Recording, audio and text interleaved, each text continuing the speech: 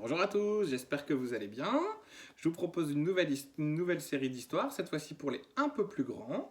J'espère vraiment que le confinement se passe bien pour vous. Je pense très fort à vous et j'ai très hâte de vous retrouver. Je vous propose un petit instant musical.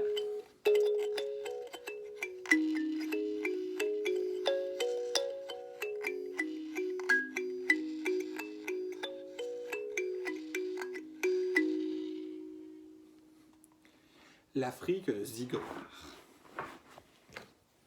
L'Afrique de Zigomar.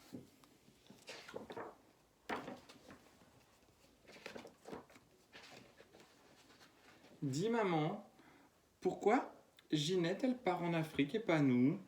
Parce que ton ami est une hirondelle et que les hirondelles se nourrissent d'insectes et qu'en hiver il n'y a d'insectes qu'en Afrique, répond la souris. C'est à son souriceau.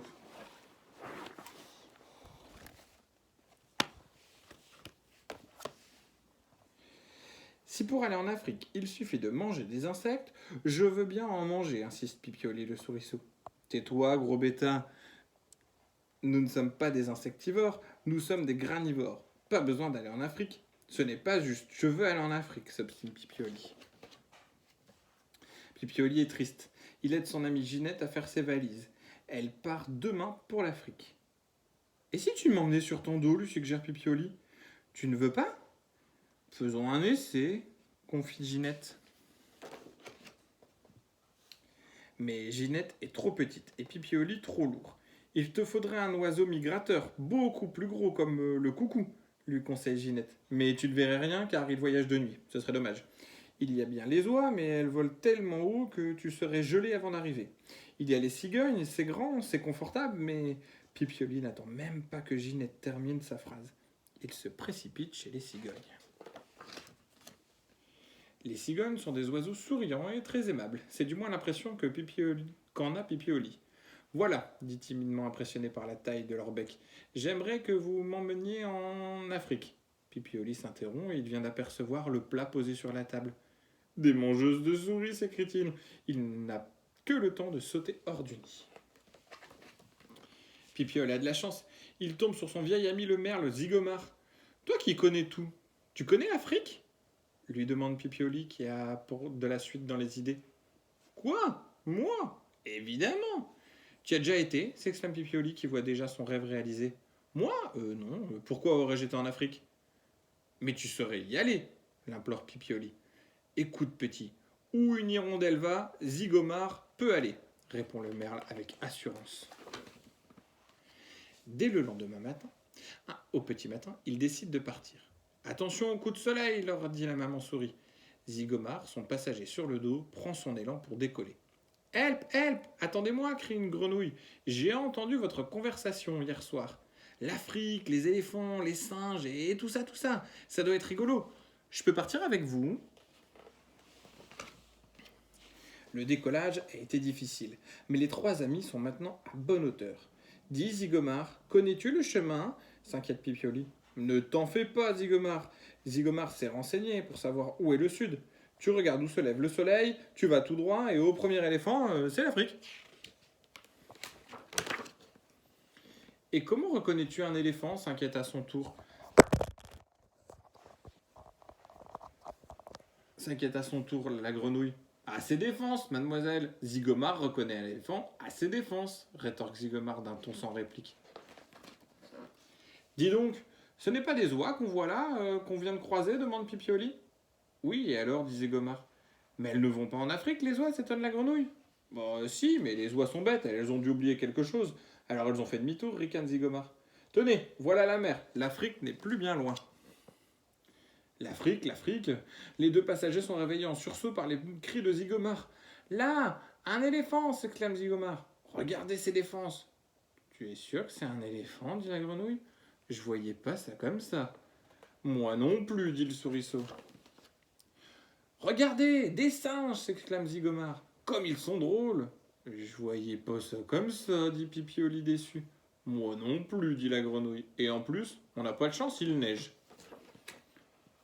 Attention, les Zigomar, des crocodiles! Les trois amis réussissent à s'envoler juste à temps. Je voyais pas ça comme ça, constate une nouvelle fois Pipioli. Non, mais ça veut dire quoi, ça? Je voyais pas ça comme ça. Vous n'êtes jamais content, s'insurge Zigomar. Continuez à mettre ma parole en doute et vous rentrerez à pied. Parole de Zigomar. Regardez, regardez, un indigène devant sa case, s'écrie Zigomar, qui s'émerveille de tout.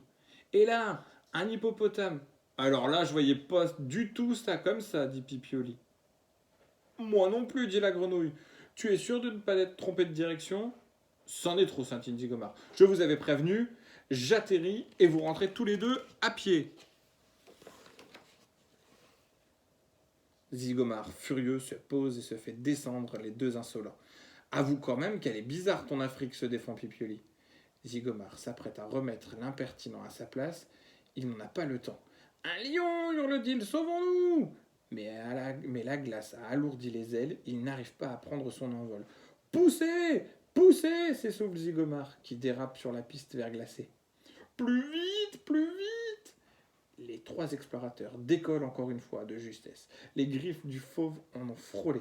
Ils ont eu trop peur, ils ont trop froid, ils décident de rentrer. Alors, c'était bien l'Afrique demande la mère souris en voyant revenir les trois voyageurs. Oh oui, pas mal, répond Pioli. Oh oui, formidable, ajoute la grenouille. Mais il faisait tellement froid qu'on se serait cru au pôle Nord.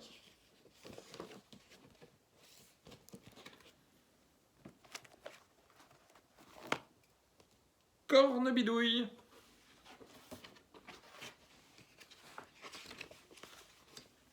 Cornebidouille. Quand il était petit, Pierre ne voulait pas manger sa soupe. Et ça faisait des tas d'histoires. Ça faisait des histoires avec sa mère. Pierre, mange ta soupe. Non, je veux pas. Ça faisait des histoires avec sa grand-mère. Pierre, mange ta soupe. Non, je veux pas. Ça faisait des histoires avec son grand-père. Pierre, mange ta soupe. Non, je veux pas. Ça faisait des histoires avec son père. Pierre, mange ta soupe. Non, je veux pas. Mais avec son père, ça faisait des histoires encore pires qu'avec le reste de la famille. Et tu sais ce qui arrive aux petits garçons qui ne veulent pas manger leur soupe? Non, je sais pas. Eh bien, à minuit, la sorcière Cornebidouille vient les voir dans leur chambre et elle leur fait tellement peur que le lendemain, non seulement ils mangent leur soupe, mais ils avalent la soupière avec. M'en fiche, j'y crois même pas aux sorcières. Alors là, en général, Pierre se retrouve au lit, l'estomac vide. Mais une nuit, il se passa quelque chose de bizarre. Oui, oui, de vraiment bizarre. Dans la chambre de Pierre, la porte de l'armoire s'entr'ouvrit avec un grincement terrible. Pierre alluma la lampe de chevet. Elle était laide, elle sentait pas bon, elle avait du poil au menton, Cornebidouille était son nom.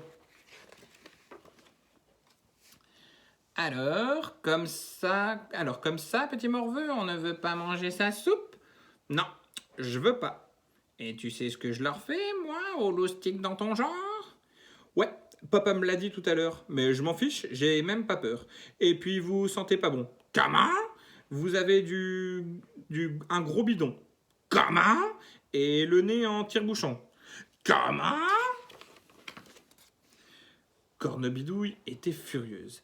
Elle a tiré la couverture et elle l'a mangée. Elle s'est mise à grandir. Sa tête touchait le plafond de la chambre. Et maintenant, moustique à lunettes, est-ce que je te fais peur? Non, mais vous sentez le gruyère. Comment? Et le vieux camembert. Comment? Et les chaussettes de mon père. Comment? Cornebidouille était devenue verte de colère. Elle a continué à grandir et elle a crevé le plafond de la chambre. Elle est arrivée jusqu'au toit et elle a commencé à manger les tuiles. Alors, crotte de fourmi, est-ce que je te fais peur? Non, mais vous avez un gros derrière. Comment? Une langue de vieille vipère. Comment? Vous avez plein de vers de terre. Le nez plein de vers de terre. Comment? Alors là, Cornebidouille est devenue complètement cramoisie. Elle a continué de grandir, et elle arrivait jusqu'aux nuages. Et elle les a avalés, comme de la barbe à papa. Puis elle s'est penchée vers Pierre et elle a essayé de lui prendre son doudou. Mais Pierre lui a dit « Stop, sorcière, pas mon doudou !» Ah ah, tu fais moins le fier. Eh bien, si tu ne manges pas ta soupe, je mange ton doudou. Mais sorcière, j'ai caché ma cuillère. Et où est-elle cette cuillère? Au fond de ma chaussette, mais je n'arrive pas à l'attraper. Il faudrait quelqu'un de vraiment petit pour aller la chercher. De petit? Non, non, Wistiti, d'accord, allons-y. Et Cornebidouille commença à rétrécir. Mais je ne vois rien. Elle doit être tout au fond. Foi de Cornebidouille, elle ne m'échappera pas. Voyons, voyons, c'est qu'il fait noir là-dedans. Non, la caramel mou, mais elle est où cette cuillère? Encore un peu plus loin, madame la sorcière. Un peu plus loin, je n'y vois rien, et puis ça pue là-dedans, et c'est quoi ce tremblement de terre?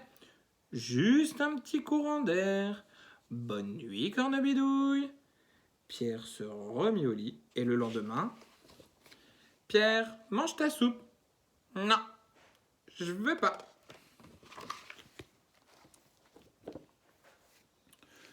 Le loup sentimental. Lucas vivait heureux, entouré de tous les siens. Je suis grand, déclara-t-il un jour à ses parents. Il est temps que je mène ma vie. Je savais que ce jour viendrait, soupire son père. Comme tu vas me manquer, s'attriste sa mère.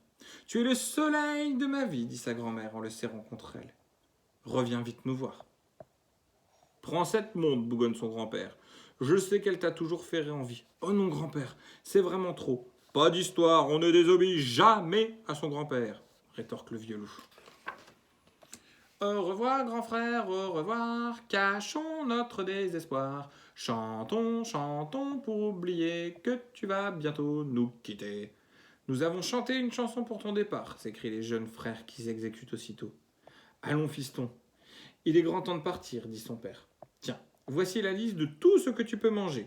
Et ne te laisse pas trop attendrir, ajoute sa mère. Lucas quitte la forêt. Bientôt, il commence à avoir faim. Au détour d'un bosquet, il rencontre une chèvre accompagnée de ses cabris. « Qui êtes-vous » s'enquit-il poliment. « Je suis la chèvre et voici mes 7 petits chevreaux. Vous figurez en bonne place sur ma liste, constate Lucas. Je vais donc vous manger. Dans ce cas, s'écrie la chèvre, tu dois tous nous manger. Sinon, ce qui resterait serait inconsolable. Je vois, dit Lucas, ému. Mais à la réflexion, je n'ai pas assez faim. Au revoir, mesdames. Lucas poursuivit son chemin. Je n'aurais peut-être pas dû laisser partir un si bon déjeuner, songeait-il. Soudain, il tombe nez à nez avec une petite fille, toute rouge vêtue. Qui es-tu ? Je suis le petit chaperon rouge, répondit la petite fille en tremblant. Tu es sur ma liste, je vais donc te manger. Par pitié, monsieur le loup, ne me mangez pas, supplie le petit chaperon rouge. Mère Grand serait trop triste, elle dit que je suis le soleil de sa vie. Lucas est troublé. Oh, ma grand-mère dit exactement la même chose. Elle disparaît avant que je ne change d'avis. Lucas reprend sa route, l'estomac dans les talons. Je suis vraiment trop sentimental, se dit-il. Il aperçoit bientôt 3 petits porcelets roses, potelés et grassouillés. Pourvu qu'ils soient sur ma liste. Qui êtes-vous, messieurs ? Nous sommes les 3 petits cochons. Parfait, vous êtes sur ma liste. Je vais donc vous manger. Permettez-moi au moins de chanter une dernière fois, implorent les 3 petits cochons. Au revoir, mes frères, au revoir. Chantons notre désespoir. Chantons, chantons pour oublier que nous allons nous quitter. Lucas acquiesce, mais en les écoutant, il ne peut pas empêcher de songer à ses frères. Filez avant que je ne me ravisse, grogne-t-il tout bouleversé. Je suis beaucoup trop sentimental, ronchonne-t-il. Son ventre gargouille de plus en plus. Ah ah, te voilà, fit une voix derrière lui. Lucas sursaute, un petit garçon le dévisage avec aplomb. Qui es-tu ? Mon nom est Pierre. Tu es sur ma liste, se réjouit Lucas. Toi aussi, tu es sur ma liste, dit Pierre. J'ai désobéi à mon grand-père pour venir te chercher. On ne désobéit jamais à son grand-père, tu m'entends? Hurle Lucas de sa plus grosse voix. Pierre, épouvanté, prend les jambes à son cou. A-t-on déjà vu un loup aussi sentimental, se désole Lucas? Je n'ai rien mangé depuis des heures maintenant et je ferai qu'une bouchée de la famille chèvre, du petit chaperon rouge, des 3 petits cochons, sans parler de cet effondré de Pierre. Tout à ses pensées, Lucas arrive devant une vieille maison délabrée. Avec un peu de chance, je trouverai bien quelque chose à me mettre sous la dent. Il frappe à la porte, qui s'ouvre sur un géant à l'air menaçant. « Fichez le camp, sale bête !» crie le colosse.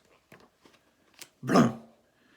Et il lui claque la porte au nez. Le sang du loup ne fait qu'un tour. Crac! Fou de rage, ténaillé par la faim, il se rue dans la maison et dévore l'ignoble individu. « Ah, je n'ai jamais rien mangé, je n'ai jamais si bien mangé, se dit Lucas, en se pourléchant les babines. Soudain, il entend un drôle de gémissement. Il lève les yeux et voit au fond de la pièce une cage dans laquelle sont enfermés les petits-enfants. Il déverrouille la porte. « Mais qui êtes-vous ? Moi, je suis le petit poussé, voici mes frères. Et nous tenions à te remercier de tout notre cœur. Grâce à vous, l'ogre ne nous mangera pas. »« Ah !» s'exclame Lucas en riant. « C'est votre jour de chance. Sauvez-vous vite !» Puis, sur la liste que lui a donnée son père, de la plus belle écriture, il inscrivit le mot « ogre ».